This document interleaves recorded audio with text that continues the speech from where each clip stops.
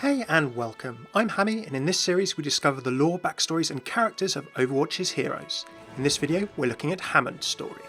A 14-year-old prodigal hamster, Hammond's had a fair few slices of luck in his life so far. Perhaps a product of the best and the most questionable of human advances in science and the ethics around it, this friend of Winston's and hardy survivor has already had a life amongst the stars and a battle amongst the madness of Junkertown. In this video I'll tell the tale of Hammond's bio-lore while sharing some context and a little speculation around it from the wider Overwatch universe and indeed our world today. Timecode's in the description below if you want to skip. Now, a hamster engineer and a gorilla scientist are indeed a vision of a hopeful future that Overwatch is. However, we do have remarkable technology today that could lead to this in 60 years' time, who knows? And I'd like to quickly summarise that first to give Hammond's story context. There is no such thing as a precise timeline of Overwatch, but we can certainly have good estimates from what we've been told, and the future present day of Overwatch is roughly 60 years or so in the future from now.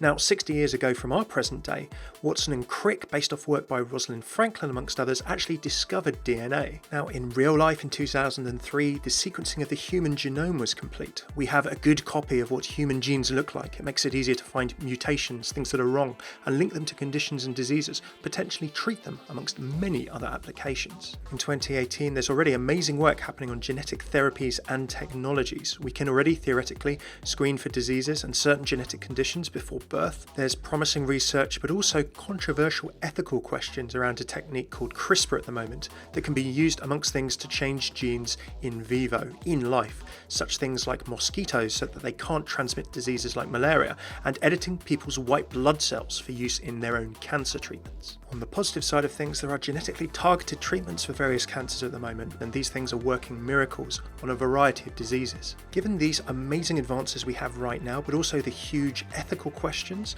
one does wonder, in 30 years' time, in 60 years' time of the future Overwatch universe, what advances could have actually been made by then? And in the Overwatch universe and in Hammond's story, these questions are there as much as they are for us today.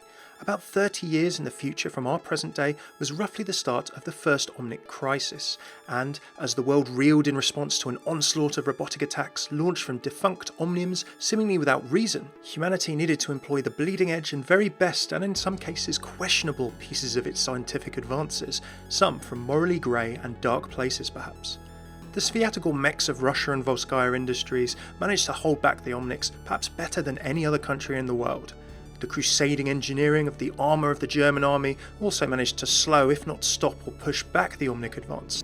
America's solution, very top secret but since then acknowledged to have existed, even if it hasn't been publicly confirmed, was the Soldier Enhancement Program, giving soldiers superhuman strength and agility amongst other augmentations.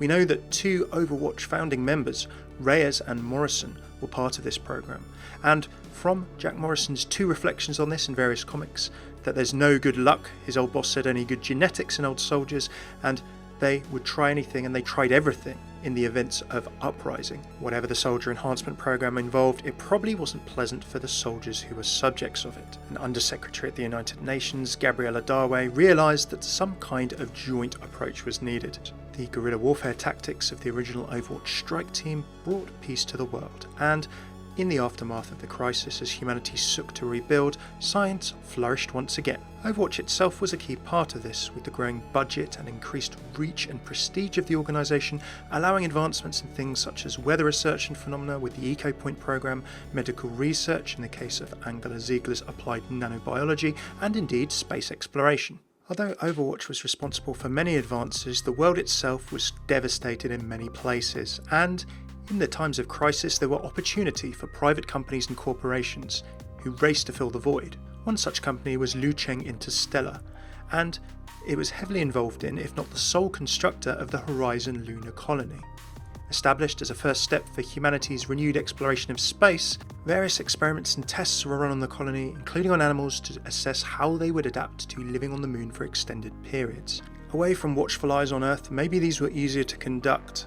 Remember, 10 years from the present day of Overwatch, maybe 2 or 3 years before the end of the organisation, Moira's work in creating custom genetic programs altering DNA at a cellular level was considered dangerous, an unchecked desire for scientific advancement, and actually damaged her reputation.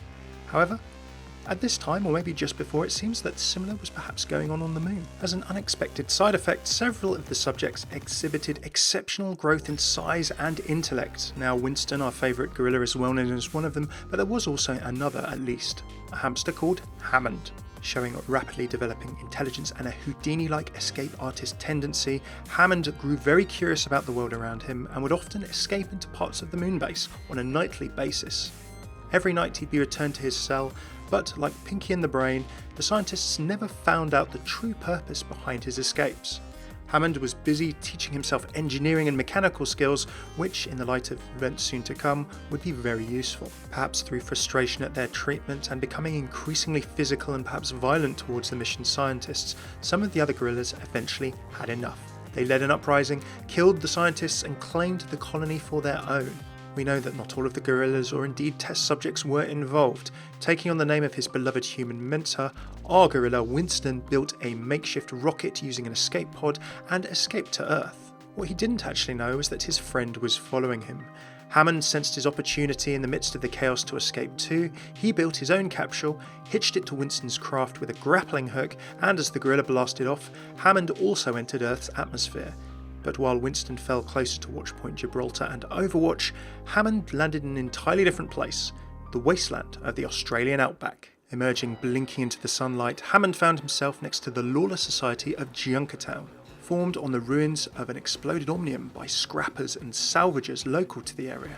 The Junkers entertain themselves with fights in the Scrapyard, a gladiatorial arena where mech fighting happened, with the winner receiving wealth and acclaim. Hammond saw this as his opportunity for escape. He modified his escape pod to enter these lucrative mech battles, working his way up through the ranks. Wrecking Ball, as he was known, went from being contender to champion, although he managed to keep his pilot identity a mystery to all, with people not knowing he was a hamster. Could he have done it himself? Well, we've seen his construction put together his escape pod from the moon easily, but who knows whether he had some human inside help. I might suggest Bruce of Bruce's Wreckyard. We do see him in the Roadhog comic and what might be him alongside Junkrat in the background of Hammond's origin trailer. See him with his baseball cap and what might be his distinctive gloved hands. Gathering his winnings from the Junkertown Queen herself, Hammond was able to upgrade his mech enough to survive the dangerous trek out of the Junker-controlled outback. Now free to travel, Hammond is exploring the world and finding a few new adventures along the way. Hammond's mech contains a basic AI and he is able to communicate with people through it. Now Winston, his friend, doesn't know that Hammond has made it back to Earth, so presumably Hammond has been missing for at least 7 or 8 years. Will Hammond get in contact with Winston again somehow? And will he be pulled into the increasingly dangerous situation around the world as the second Omnic crisis rears its ugly head, along with increased Talon activity all around the globe? Whether Hammond chooses a side or not, he's been plenty resilient so far, and I'm sure there are many more adventures in store for this plucky hamster.